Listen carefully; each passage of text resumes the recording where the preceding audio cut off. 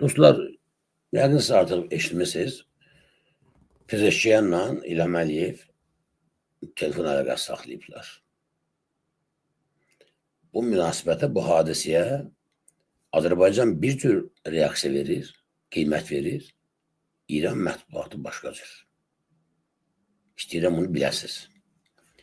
Azərbaycanda bunu sizə belə təqdim edirlər ki, güya İlham Əliyev zəng eləyibdir, təbrik eləyib İranı, Pezeşkiyanı dəvət edib Azərbaycana, çox gözəl bir münasibətlər qurulub, nədir. Amma İran mətbuatında tamam başqa məsələlərdən söhbət gedir. İran mətbuatında deyirlər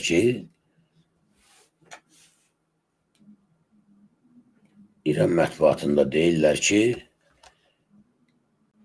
bəs Pezeşkiyan İlham Əliyevdən hesabat tələb edib. Ki, sizin ərazinizdən İsrailin dronları qalxıb, sizin ərazinizdən bizim əleyhimizə istifadə olunub. Bu barədə zəhmət olmasa bir hələlik nəzakət qaydasında belə nəzakətli bir dildə istəyirlər ki, izah verin.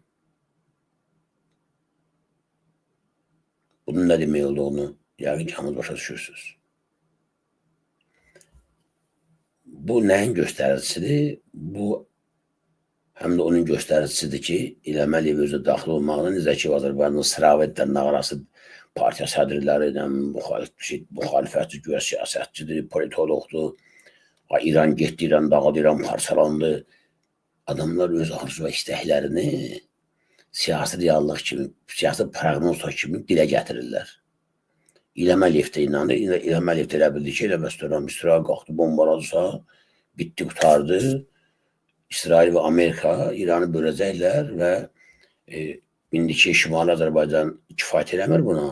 Bir 40 milyonluq bir neft sətəli əlavə milyardlarla var dövlət olan bir Güney Azərbaycanı verəcəklər buna. Bu da oturacaq arvad uşaqlara sökə-sök, dağıt. Necə ki, sənin mənim dərimi soyur, balalarımızı acıdan öldürür. Bu 40 milyonluq Güney türklərində istismar edəcək. İştahlanmışdı. İndi hesabat tələb edirlər ki, gəl görəyələ, sən öz ərazisindən nəyə görə İran əleyhinə istifadə etməyə imkan vermirsən.